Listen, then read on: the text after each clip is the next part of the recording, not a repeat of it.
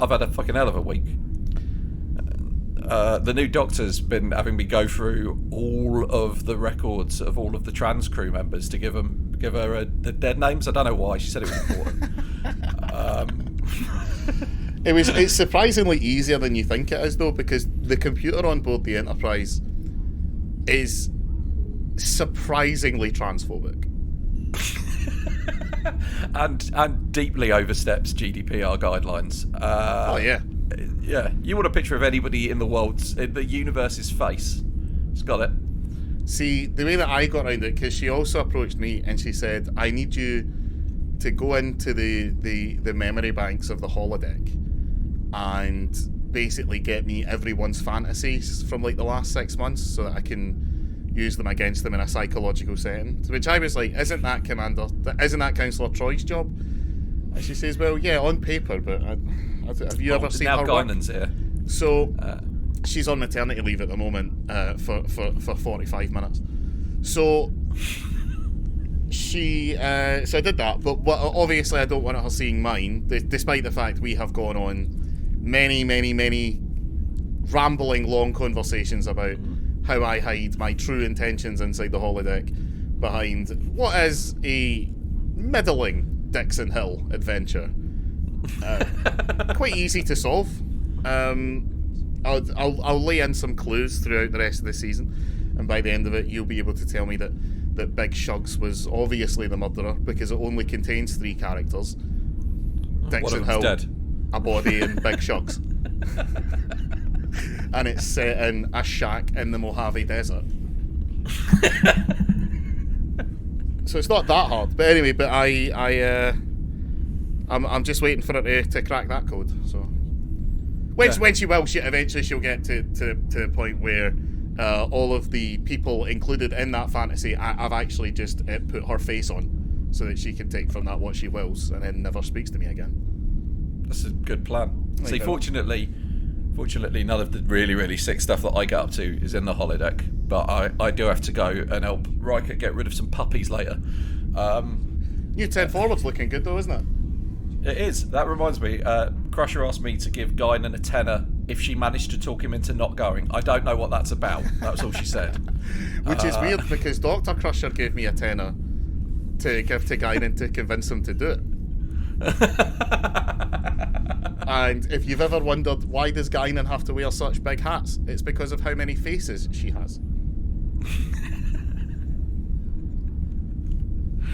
My favourite thing about Guinan is she reminds me a lot. She's very similar look to the star of my favourite movie, Theodore Rex, which I don't know if you've ever watched that on the holodeck, Mark, is a movie about a crime-solving T-Rex, which is my second favourite movie featuring a T-Rex, after Tammy and the T-Rex, in which Denise Richards falls in love with a T-Rex.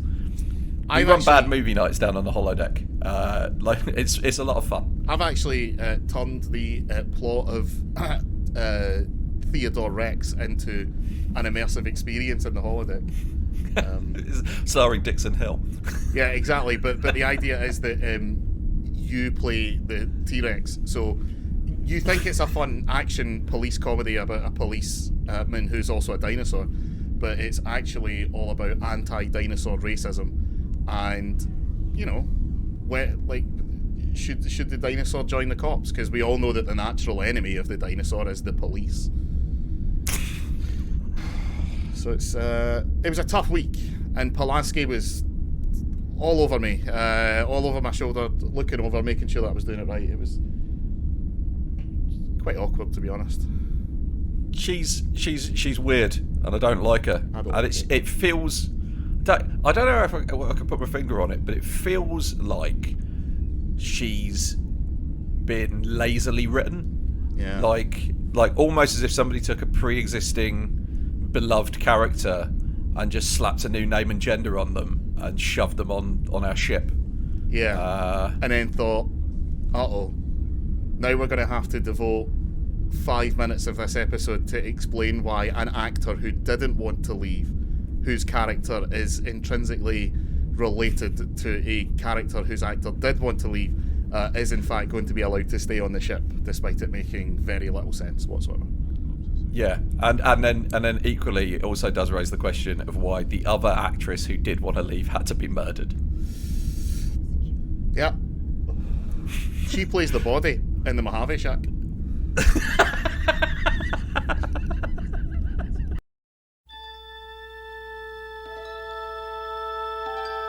Podcasts. A Frontier.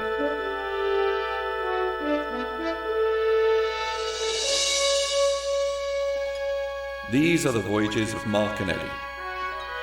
Our ongoing mission: to explore strange new episodes, to seek out new jokes and new references, to split infinitives that no one has split before.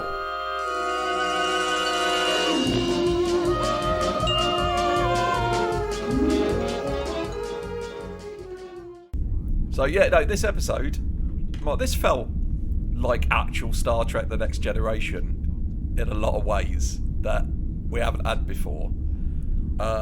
Worf's at Tactical in the yellow. Yep. Geordie's the chief engineer. Riker's got the beard. The helm and con seats aren't so reclined back that you wonder why Geordie doesn't just fall asleep, considering he can definitely get away with it. And Wesley has taken his place as the main helmsman, yeah, I think.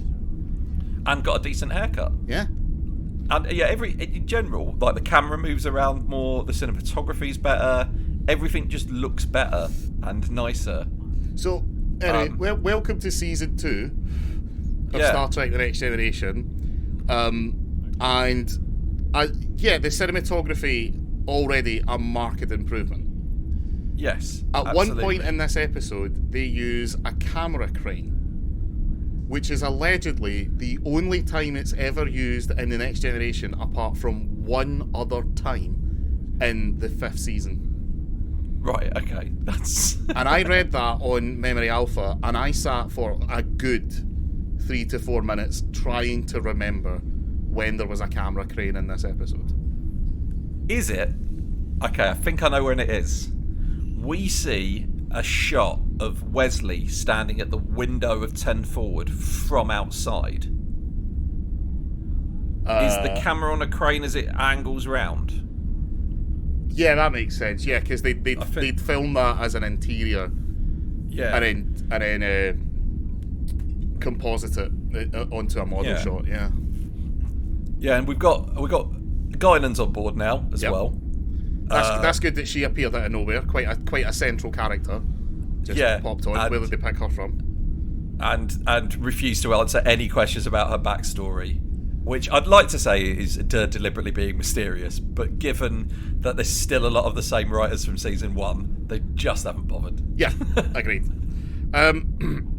So this is the child.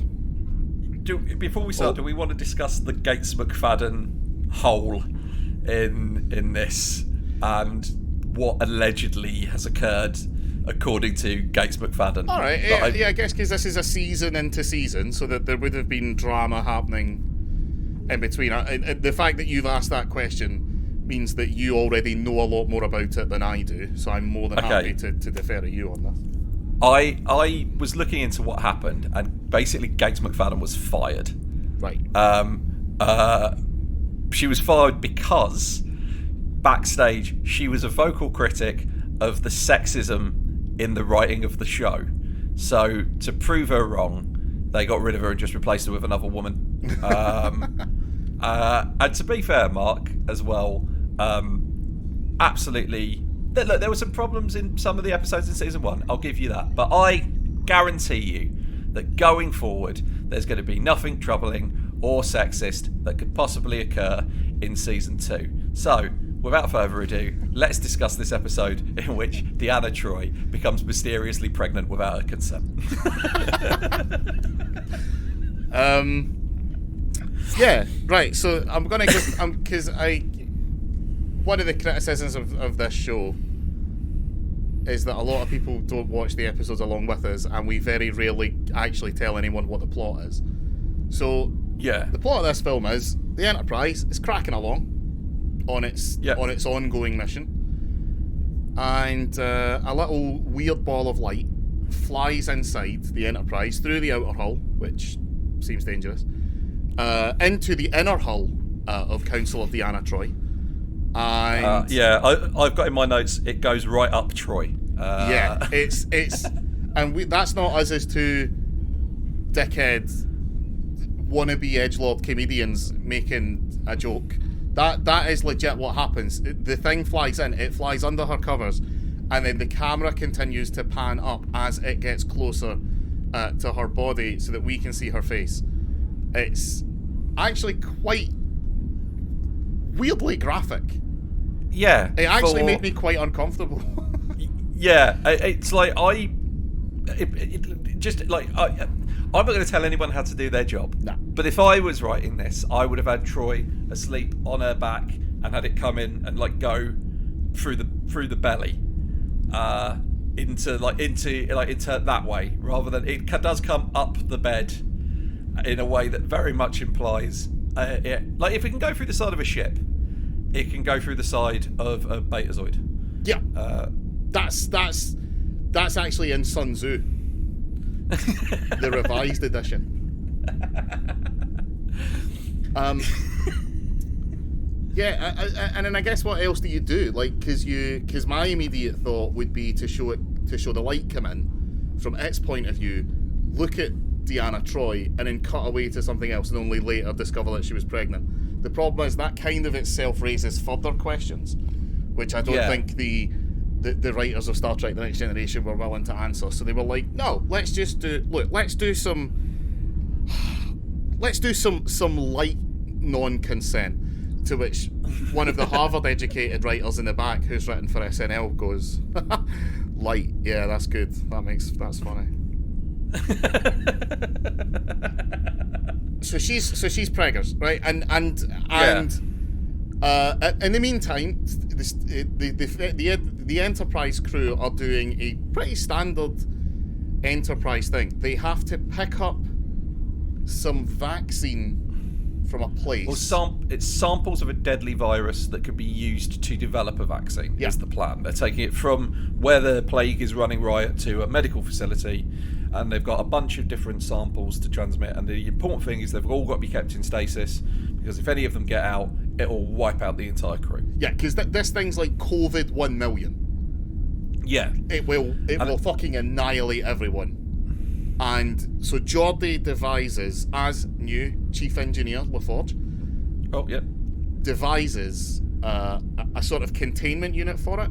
He shows this off to Picard in a fun little 3D model thing in the ready room. I was quite impressed. They handle like Geordi's promotion quite well, because Riker walks in and Picard's like, "I'm just discussing with our chief engineer," and he's like obviously doing that thing of like, "Oh, Geordi's got a new job." Yeah, I was expecting Riker to, as he was talking to Geordi, just whip out a small party hat to put on Geordi. Be like, "Here you go, promotion day." So they get on like Starfleet containment unit experts who are saying, "Look, you are not." I imagine that guy got off the shuttle, because he's kind of a head up engineer guy in Starfleet, and he's like, "Look, lads, I know that health and safety on this in this Federation has been lackadaisical. I mean, to say the best. We first see this guy. He's wearing a full bodysuit with a mask on, and like a big mask, and the mask bit is unzipped and flapped open. So this guy is exactly the sort of prick who doesn't put their mask over their nose, which is, if I'd watched this episode of Star Trek 3 years ago, Mark, wouldn't have given a toss. Nah. But now, fuck him. However, I am impressed that it does show the major advances in zip technology. But well, they could do that now. Roddenberry's not involved, because I don't know if you. This is a genuine thing, and I don't know if you're aware of this. Did you know that Gene Roddenberry was deeply anti-zip? I did know this, actually. Yeah. Yeah, he didn't believe they'd exist in the future. Don't know what he thought we were replacing them with, but Velcro, nature's zip. So we get like a like the equivalent of there's something very important I forgot to tell you, don't cross the streams. Why? It would be bad. Yeah. Like that. Like, please don't let this thing break, because everyone will die. So they get the sample sources on, and Geordie's like, my engineering is second to none. I have invented the quintessentially perfect containment unit. All of a sudden, beep, beep, beep, one of them's fucked. Yeah, one of them's fucked because it's been exposed to some sort of radiation. Now, we should point out, by this point in the episode, Troy has had the kid. Like, oh yeah, that's something we skipped over during the first ad break. Yeah, that's right. Yeah. So from like her getting pregnant to her having the child to by the end of the episode, the child's about 8. Yeah. Like it's like on an accelerated timescale, and it's basically that the radiation from the kid, because it's a weird space kid, is setting off the growth, and then the kid tragically decides to die, and everyone's real fucking sad. But that's the basic plot of this. But there's a lot of other shit we need to fucking unpack in this episode. Yeah. I particularly want to talk about. So, Troy. Okay, there's a new doctor on board, and the first thing we need, and in a good, decent bit of writing, to introduce both the new doctor and the fact that we've got a bar relaxation area being introduced. She's in 10 forward, and like Picard's like, she's been on board for like 4 hours and she's already on the piss. But it turns out she's there with Troy, who's like, I'm pregnant. Yeah. And then there's a scene in which I have so many fucking questions about. Because the next scene is we're in the conference room, and Picard is telling everybody else that Troy is pregnant. Now, this is the important thing. At this point, they don't know that she's like suddenly 3 months pregnant without knowing the father. They just know that she's pregnant. Yeah, they don't know that she's space pregnant. Yeah. So at first, there's the question I would ask is, nobody brings up, shouldn't she be telling us this? Also, I don't see how it's in any way relevant to a professional setting. Also, it should be noted that everyone is there except for Riker, who arrives a little bit late. And obviously, Picard, like, I imagine Troy was like, okay, now everyone was here, can I finally tell everyone? And Picard simply put up his hand and said, no, the man who needs to hear this the most, the man who needs to hear of your indiscretion the most is not yet here, and by gum, I'm not going to be the one to tell him. Oh wait, no, I will. I'll tell him. I'll break that news to him gently. So they don't handle her pregnancy well to start with. There's some fucking red flags in this situation. But when they discover that she is space pregnant, Mark, there is a lengthy scene in which all of the bridge officers, who I'm going to remind you at this point, there's Pulaski, the doctor, and then a group of men sit around and discuss whether or not Troy should have an abortion. Yeah. And it was at this moment that I see, I've been baffled for years about a certain question that I don't get the answer to. Yeah. And this might have answered it, because I think scenes like this might be why Ted Cruz likes Star Trek. Yeah. Yeah. It's awkward, isn't it? Because, you know, putting on our logic hats, all right, which is something that I feel like doesn't get said enough at pro-life rallies. Putting on our logic hats, they're on a ship, and that baby, as far as they're aware, may be a potential danger, because they don't know where it's came from, and it seems to be aging very, very quickly. That is a legitimate potential threat to the ship. But it's not framed that way, really, until after a bunch of men advise Troy to have an abortion. So, except it should be noted, Data doesn't want to have an abortion because he wishes to study the child. Yeah.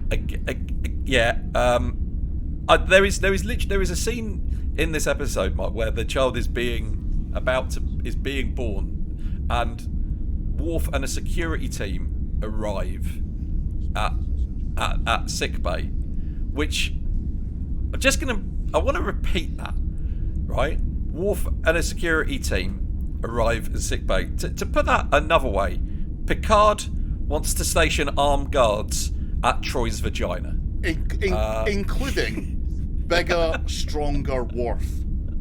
Smiley joke. Yeah, it's... Riker's wanted to put guards at Troy's vagina for years, but that's for different reasons. What do you think? Right, here's my question. Do you think Gates McFadden watched this one at home? Do you think she poured herself the biggest bottle, glass of wine available and sat there fucking smug, just being like, yeah, I've clearly made the correct decision here. This is awful. Yeah, she's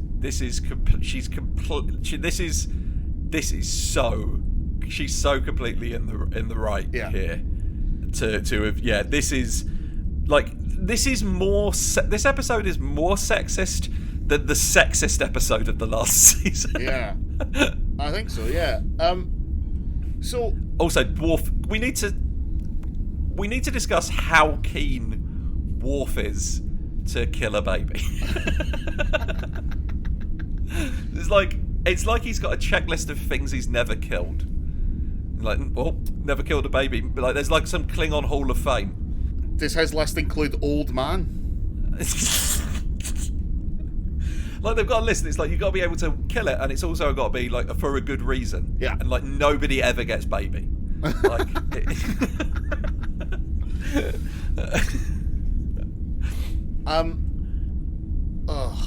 Do you know what though? To explain where this may have come from. So, this is one of the episodes that was affected by the writer's strike, which is also what affected the neutral zone, which is why we don't actually get the Borg until a lot later. And this was taken from a Star Trek Phase 2 script. Yeah, it's got that all over it. Yeah. And that's to me, and to that point, Pulaski, the new Doctor, is reskinned Bones. Yeah. She's and that's they've fully admitted she was just supposed to be Bones, but a woman. She's even got a fear of transporters. I think they bring in later because Bones never used a transporter. But so I can totally see how this is a reskinned Phase 2 episode. Yeah. It's because Star Trek should always ask a big question, but I feel like there are some questions that Star Trek should never approach. In what situation is abortion absolutely 100% called for to keep people safe? Which a few minutes into the episode becomes, at what point is child murder justified? I am kind of upset that this episode isn't starring Kirk, because I want to see the gamut of emotions that Shatner would go through upon finding out, one, that somebody on board his ship is pregnant, and then having to rapidly try and remember whether or not that was his fault.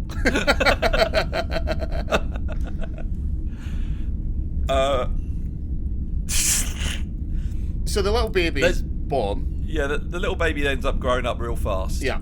And Troy's bafflingly fine with all of this. And of course, Mike, we've got to mention, right, Troy has become pregnant from a presence she felt while she was asleep. Yeah.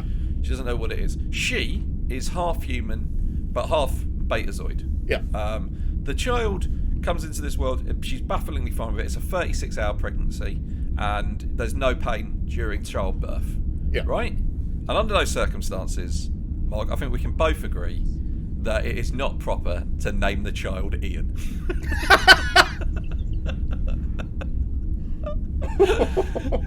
If that is the circumstances of your birth, I don't care that it was your dad's name, Troy, which is weird on its own. I don't I just feel like you should name it Balthazar or something. Yeah, because even if you don't think the word Jesus is holy enough, that wasn't that guy's name. His name was Yeshua of Nazareth. That's a if I'm going to have a revolution, Yeshua of Nazareth is absolutely the guy I want being the figurehead for it. Ian, because what's his surname? Troy. Ian Troy. Ian Troy. Ian Troy sounds like the guy who runs your local pub, but you know that he definitely changed that surname to make himself less findable by whoever he had swindled out of a bunch of money before.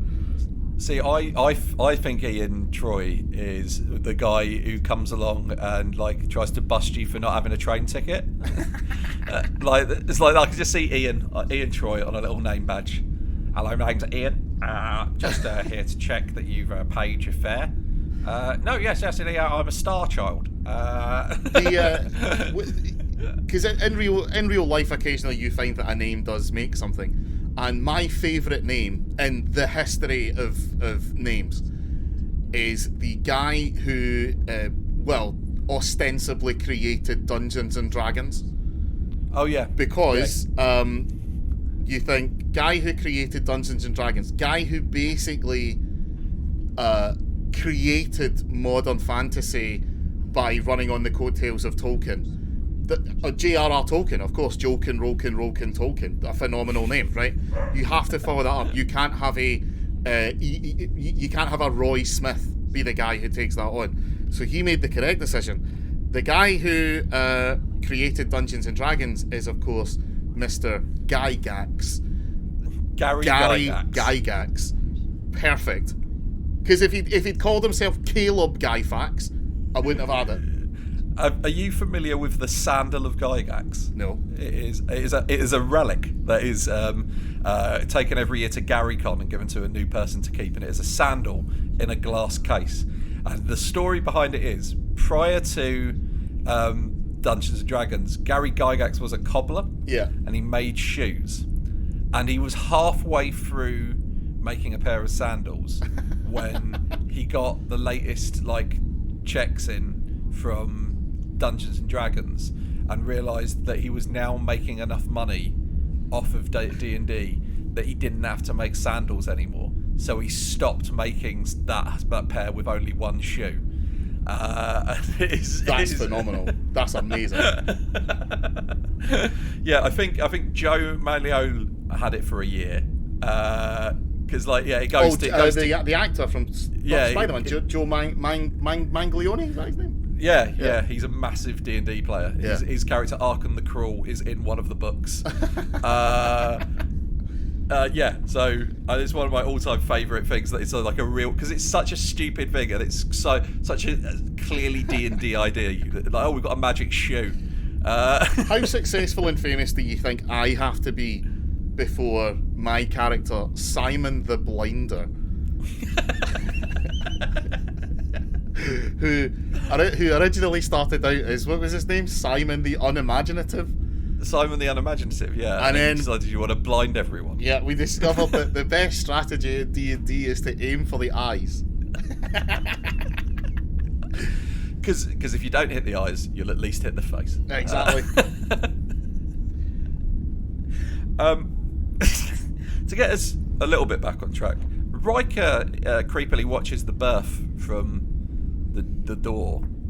I don't think that's specific to Troy. I think he does that every time a child is born. Just to be sure. He's wanking usually. Oh, come on now. That's horrific. No, he wants to make sure that it comes out with a full goatee. And as it comes out of the womb, it sort of sidesteps over the labia. That's how Riker knows that it's his. Interesting Riker fact. Are you familiar with TV tropes? Are you familiar with the trope growing the beard? Yeah. It's literally the opposite of jumping the shark. Yeah. Do you know the story of how the beard came to be? I do not. No. So during the off-season, Jonathan Frakes joined Gene Roddenberry at a Star Trek convention, walked on stage with the beard, and it received such thunderous applause that Gene Roddenberry, known for his abilities as an MC and a frontman, turned to the audience and said, "How much do you want Commander Riker to keep this beard?" And very much in the affirmative, so he convinced Jonathan Frakes to keep it. Yeah, spot on. And it Absolutely works. the right call. It I works think so it's Star much Trek better. Insurrection is the only other time we ever have him without a beard. Yeah, it's not. It's not. I don't understand how Jonathan Frakes can look at his face under normal circumstances and with a beard and ever think he should not have a beard. It is such a. I mean, yeah, it might add on a few years. Like, he looks a little bit older, but it also looks significantly sexier. Yeah, and he looks more in charge. Yeah. Because I mean, look, surely the rest of the of space should be used to coming up on a Federation ship and hailing it, and the guy on the other side of the hail being a 12-year-old boy. But at least with Riker now they know. Unless it's one of Riker's kids, who is 3 years old in a little captain's onesie with a full beard.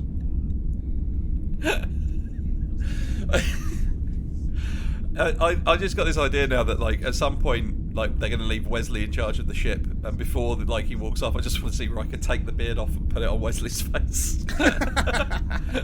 Now, my boy, you are a man. My boy? Oh no, sorry, I mixed you up with 37 other people on this ship. Okay. There's something that happens in this episode, and I put this on a level of baffling with that waiter. Troy's kid, who is now like 6. Aye. She takes it. And it should also be noted as well, I want to bring this up. Troy, even when they find out she's going to be pregnant for 36 hours, Troy is still expected to be on the bridge at work. Right. So, Laura and I had quite an in-depth discussion about this. How does maternity leave work in a workplace where you only are working for your own self-improvement? Because surely they must have female bridge officers who get pregnant, and yes. You're out. But they definitely do. Yeah, exactly. Yeah, Kirk's around. Right, yeah, exactly. Kirk and Riker have been around for a while. So, and, you know, there are randos on the ship. Like, there are people who are not crew. A lot of crew members come with their own families, like those grieving parents that Picard had to tell, oh, we're leaving your kids with these other people because we can't afford to lose where this planet is or something. Picard, he's not quite at the stage of making great decisions yet, really, is he? No. I mean, okay, leaving aside maternity leave, Aye. Mark, this episode ends with Troy's kid dying. Yeah. I'm assuming there must be bereavement leave. We're not going to see her back at work in the next episode. Surely not Starfleet. I don't know, man, because in the scene where the child, well, as we said at the beginning, when I think we explained the plot, the child discovers that the radiation that it gives out from being a magic space child is what's causing the containment unit breach. So it decides to leave. I'd like you to repeat that sentence again. So the magic space baby discovers that the radiation that it exudes is what is causing the containment breach. And that is a factual sentence that you can say in relation to this episode. And we were talking about something before we recorded, and I just want to bring that up, which is we briefly touched on it in our little conversation that we had before we started recording, that people who think Star Wars isn't as important as Star Trek because Star Wars is fantasy, right? Whereas Star Trek is apparently hard fucking science, right? This is an episode about a magic space baby. Magic space babies don't appear as much in Star Trek as magic space heads. No. Or, no, but equally, at no point in Star Wars do they come across Abraham Lincoln floating in space. I would argue as well, and feel free to correct me on this because I don't read the comments, but I say that in Star Trek, magic space baby is a plot point that occurs less often than have accidentally dialed a Stargate to a planet that has a black hole. Which I believe happens twice. And or it might be just once in a clip show. Yeah. Yeah. Now you see, here's the question, because I'm fairly certain that you're right that we have only got the one magic space baby, but I wouldn't put it past Voyager to have slipped a magic space baby in where nobody was looking. It seems like the sort of thing Janeway would do. Slipped him and nobody's looking's quite an interesting way to put that. Fucking There's Ian not- the space baby is. Do you know what's weird, right? It's bizarre that this is a season opener, and I kind of get it, because obviously the writer's strike did mean that they had to just take what they have and then just make it look as good as they could, so they called up the guy who has the crane. Yeah. And changed the colour grader. But this is a nothing plot. Like, it's so obvious that the radiation thing is being caused by the baby. And even the characters seem to be aware of this. They don't even. It's not even that the characters don't even. Like, they don't even work it out themselves. Yeah. The space baby is like, oh, the radiation I'm exuding. Because it's like, oh, there's a radiation here. We don't know where it's coming from. Oh, hold on a minute. Maybe it's from that magic space baby. Maybe it's from the only other weird thing happening. Yeah. On this. There is. We do need to discuss fucking Pulaski and fucking bullshit with Data. So Yeah. So she mispronounces Data's name as Data, which I'm not going to get into the argument of how you think that word should be pronounced. Yeah. It's Data's name. Yep. And in this context, he has a right to decide how it is pronounced. And he also corrects her on it. And he corrects her. And also, I'm going to say this, if you're not particularly familiar with somebody in Starfleet, I would say the correct way to address him would be Lieutenant. Yeah. And when she gets her name wrong, Pulaski pulls out her tricorder, fake scans Data, and then makes fun of him for being upset. She might as well have looked at her fucking tricorder and gone, well, according to these readings, you're an SJW snowflake cuck. Something else, by the way, just talk about Data's name, just so, because I discovered this, just like to slot it in here. The slot it in here title of this episode. So, in a not a deleted scene, but a literally deleted shot from this episode, while I think it's Pulaski and Data are hanging out, we actually find out what Data's real name is, like his official name, because he has to give his full name to the computer at one point, and his full name is NFN NMN Data, because it stands for no first name, no middle name, or no first name, no middle initial, FMI, Data, because he just has a surname, which is weird, because surely, like, what's Worf's surname? O'Donnelly?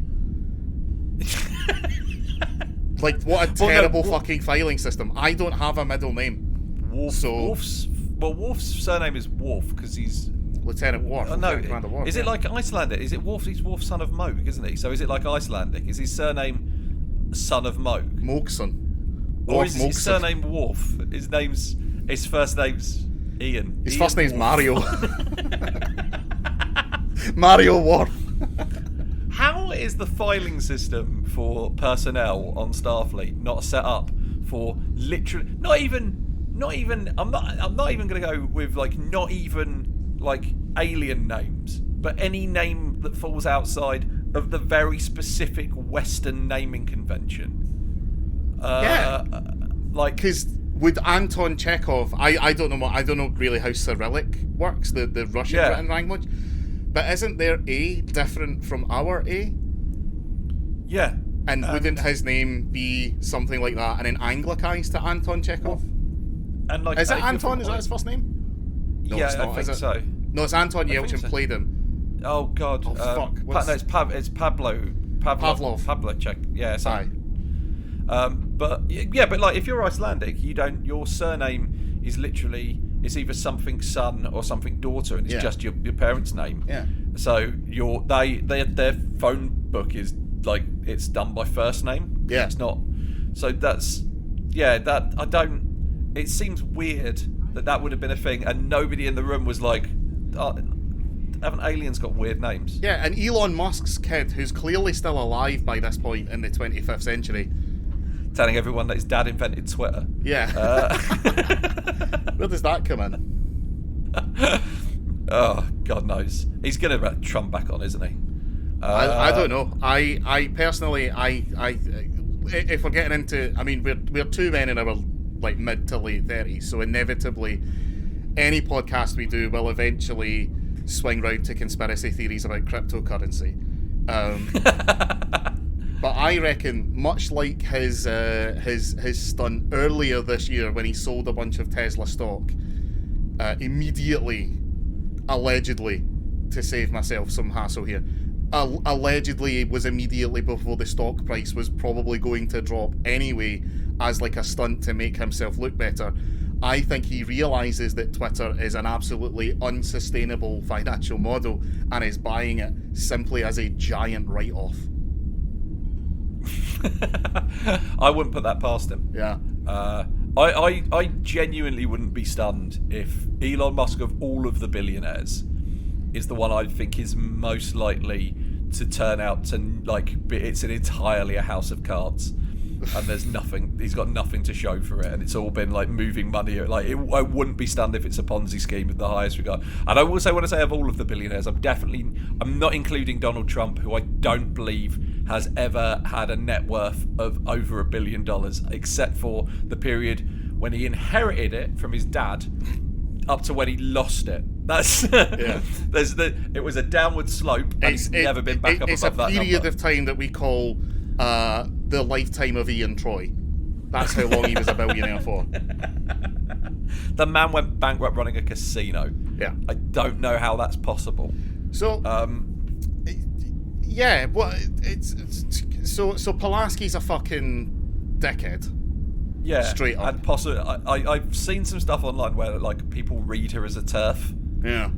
Like, because it's like, oh, I don't respect your name that you've chosen yourself. Because she also like says like, so Troy's like going to give birth and Data's with her at the time just because he happens to be the person who's with her, and she's like, and like Pulaski's like, oh, she doesn't need you. She's going to need the cold, the warm response of a human. And I'm going to point this out as she's saying this. She's talking to Data, who's not a human, and Troy, who also importantly isn't a human either. And then she's like, no, I'm friends with Data. I'm fine with him being here. And Data's like super respectful about it and like handles himself quite well for an unusual situation. And yeah, she's just like a dick. And this is like a running thing where basically Pulaski doesn't accept that Data counts as a person because she's a cunt. Yeah. Oh, fuck. There is something in this episode I want to talk about that yeah. I realised was truly fucking mental. Right. So, Troy's not busy counselling anyone. She's got massive amount of maternity and bereavement leave saved up from this 48-hour period. But Wes is looking out of the window of 10 Forward, and they're basically like, he was supposed to be dropped off. His mum's now head of Starfleet Medical. Yeah. And he's supposed to be dropped off, but there's going to be a delay because of everything they're doing with this medical thing. So he's looking out the window and he's clearly having his, I don't want to leave the Enterprise moment. And Guinan comes over to him and says, what do you see? In that like weird way that Guinan does, where she's being quasi-mystical and wants him to open up about what he's looking at and stuff like that. And Wesley starts naming the stars he can see.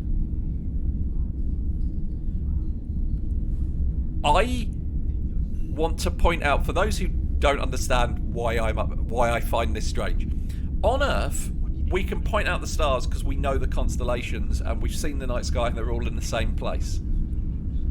Wesley, to know what stars he's looking at, must contain inside his brain a full 3D model of the entire universe, or at least the galaxy. And he must be able to work out where everything is in anything, where the ship is, he's keeping track of that location, and he knows what those stars would look like from his current point of view. It would require the intellect of a supercomputer to know that information. Yeah. It cannot be like, it's the kind of thing that Doctor Who gets to do, right? Or Grant Morrison. You don't get to do that if you're just Wesley bumming around in 10 forward. Oh, something. It's like, no, you can't possibly know what stars are out there unless the only other alternative is that Wesley, before he goes into 10 forward, every time asks the ship to name a couple of the stars he could possibly see out the window so that he can appear impressive if anybody asks. In case any hot chicks wander into 10 forward. Yeah, you can just be like, oh yeah, just check out such and such and such and such. And like, no way you know that. Double check with the computer. I don't know why my mind immediately jumped to this, but I remember I follow Grant Morrison like a religion, right? And at one point they were doing an interview. I think it might have been with Kevin Smith, which might have added to this. And like you say, that kind of quasi-mystical bullshit, which I love. It's like why I subscribe to Grant Morrison. It's why I love listening to Alan Moore. Like I love that. The idea of mysticism combined with writing and how it helps with creativity, right? And at one point they said, what was it? They were talking to Kevin Smith and talking about Multiversity, which is like a DC run of 12 comics, wherein the previous issue is a universe, is in the current issue's universe, a comic book that they can learn from. And they posed the question, what was it? Would a map of the entire universe itself contain the entire universe? And I remember thinking, that's deep. That's some real mystical shit there. And then I thought about it for about 10 seconds. No, it very much wouldn't. An atlas doesn't have Denver in it because it shows you where Denver is. Yeah, that's like saying a map of London doesn't contain London. I know there is a story, there is a book that does contain a country, like a country that has a map of the country that's so detailed it's the same size as the country. And I only know that story exists because it was referred to very briefly in a 2-hour long review by Carl Calgreen that I just listened to earlier today of all of Alan Moore's League of Extraordinary Gentlemen books. Nice. Which he brilliantly described as, I don't think this is the best thing Alan Moore's ever written, but it's very clear that Alan Moore does. I bought a really interesting book called The Atlas of Imaginary Places. And it's a huge coffee table book, and it's basically an atlas of the entire world, but it maps out where all of the fictional places would be. Oh, awesome! It's awesome, man. It's really cool. I highly recommend it. I found out that, like, you know, like, obviously there's loads of places where there's loads of places that we all know, like your Wakandas, your Atlantises and stuff like that. You expect to find these things in like fantasy, science fiction. There's one in the West Wing. They didn't want to offend anyone, so they just made up a Middle Eastern country to like have all of their Middle Eastern stuff happening. Yeah. Rather than, because it was like the show was made while 9/11, post 9/11, they were like, let's not specifically mention anywhere. That seems like a recipe for trouble. Like in certain a country where one is only theoretically meant to be. No, I'm not going to finish that joke. Were you going to say it's between Iraq and a hard place? No, that's a lot better than what I was going to say. I was going to say, do you think a writer's shorthand for that is called doing in Israel? But I'd really rather see that cut out of this episode. I don't think that joke is good enough to justify how much grief it would likely bring. Do you think Israel would be less problematic if it was called Ian?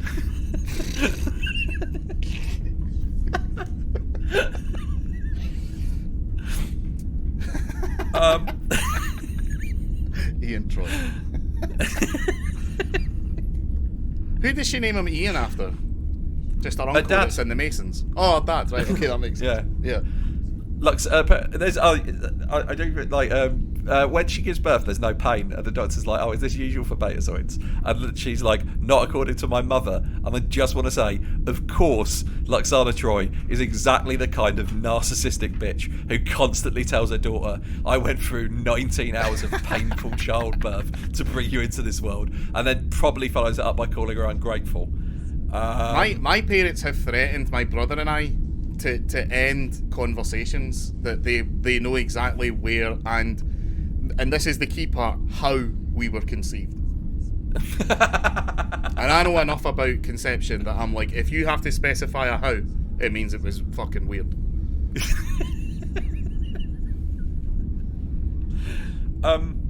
Talking of fucking weird, let's discuss the puppies, Mark. Right, okay, right. So Ian Troy goes to Starfleet, or goes to the Enterprise, the sort of nursery, sort of kindergarten looking place, and there's a bucket of puppies. Well, there's like a playpen full of puppies. And I want to point out, Mark, the first time since we started doing this podcast that my dog has taken an interest in anything to do with Star Trek. Like, they started going, and my dog immediately got out of bed and was like, what maybe your dog just really prefers Pulaski to Russia. But and he phrases it, doesn't he? He says, "Oh, today they had puppies." Which, where did the puppies come from? Not only that, he says to Picard, "You should come visit whilst the puppies are still there." So, I have certain troubling theories about this. Do any of them involve Ensign Jensen? They do, but something we've kind of touched upon. I think we need to address at this point is the transporter does work by creating a new version of you and killing the previous version. Yeah, it's like that's like seems like a joke, but like in later episodes it will be confirmed that if the transport goes wrong, a version of you gets left behind. Yeah, right. So you can't replicate a living being, but can you pull one out of the transporter? So, for anyone who's listening to this who is maybe younger than their 30s, in the original generation of Pokemon games, and I believe they did not fix this in the second generation, Gold and Silver, if for some reason you don't know how Pokemon works, you trade them between players.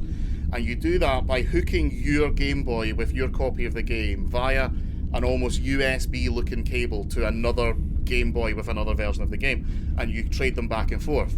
But the only way to make that work with the hardware limitations of the Game Boy is that it couldn't be a two-way system. It had to be one is sent over first and then one is sent over second. And if you... I can't remember what the order is. Cable out at the exact right time as well. If you turn the power off on one of the Game Boys at the exact right time, you can effectively clone a Pokemon. But the problem is, the other Pokemon, usually a Rattata or a Pidgey, is effectively destroyed. and left in limbo between two Game Boys, by which it will never receive. Which I can only imagine it is a hell. Like, not even worth trying to comprehend. Yeah.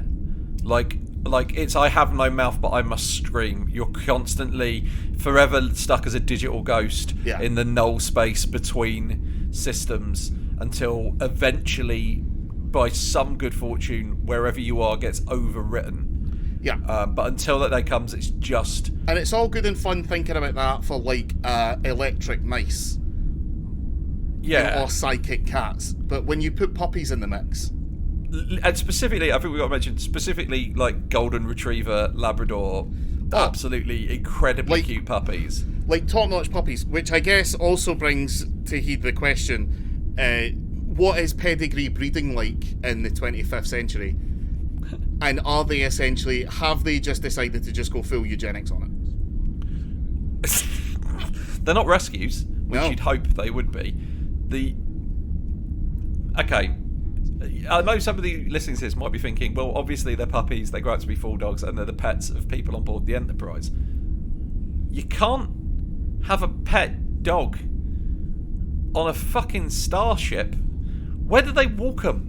Where do they go outside? Where do they play fetch? Holiday. Is everybody who's got a dog meeting up? Like, okay, later on, Yeah.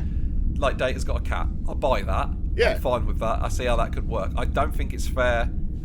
My question is... One time I was hanging out in the basement of my Mojave shack, and I heard a group of dog walkers walking by, which is weird because in the actual coding of that fantasy, there were no dog walkers.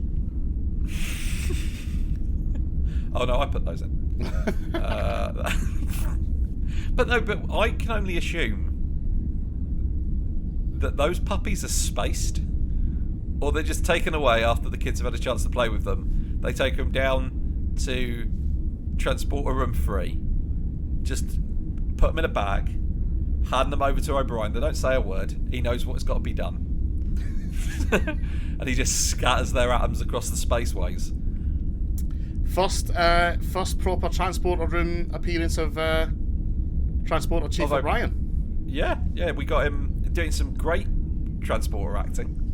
Doing like, I've got to raise my eyebrow slightly. This is complicated stuff. And hoping that Geordie never asks him what he's going to do with that sack of puppies that's behind him. Look, son, you're old enough to know now. We're taking this bag of puppies to the river planet. The thing about it that's so baffling is they could have just done the puppies on the holodeck, and I would have been like, oh, they're holographic puppies, that's fine. But they weren't. They were just in a room. And it's going to trouble me forever.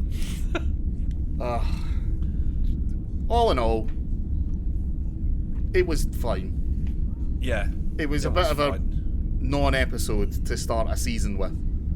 Yeah, it doesn't, like we said, the way you do this is, if you're going to kill Tasha Yar, and apparently, I imagine by the time they got to the end of season 1, you knew, like, there'd been a conversation in the back room about that gobby Cal McFadden, by the sort of people who think Angela Rayner's using her legs to distract Boris Johnson, right? You know, like, work it into your plot, kill them off of a cliffhanger, and like then come out of it. But I feel that, you know what this felt like, and it's a really weird feeling I got. I feel like season 1 was the pilot. Yeah. And then like that was like never supposed to be seen, and this is like the first episode. But they've not had to introduce a bunch of characters, they've just introduced one. Yeah. Oh, also we should mention Wesley stays on board. Yeah. He meets with Picard, who's like, I'm fine, and Worf says he'll tuck him in. It's weird. Does he live on his own? I guess so, yeah. Does that make... Because he must be, what, 13? Yeah.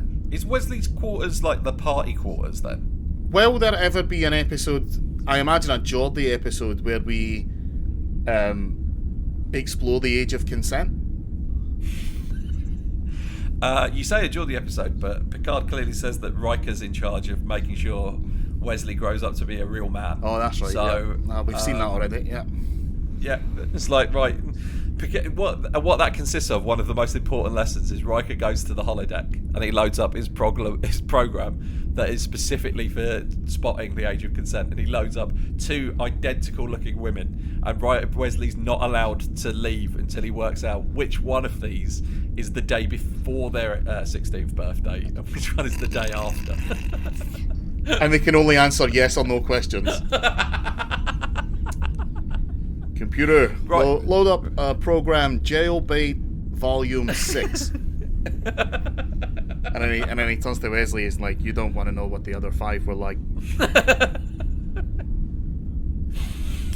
One's just, for some reason, Ian Troy. And that one's like a Kobayashi Maru situation. Because it's like, well, technically, if you just wait...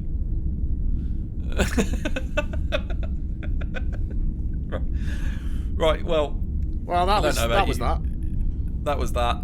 It was a weird episode. I don't know what the next one is. So. We're coming up on a Sherlock Holmes one. Hey. So if you've stuck through, if you've been like, thank God they're finally on season 2, this show might actually start getting a lot better. Yeah. Hopefully, well, we'll give you that when the time comes. Hopefully the Sherlock Holmes episode doesn't at any point feature a lot of men sitting around talking about one of the characters needing to have an abortion. But if it wants to be accurate to the time period that Sherlock Holmes is set, maybe. Yeah. But anyway, Jeez. Thanks for listening. Thanks. Bye. Bye.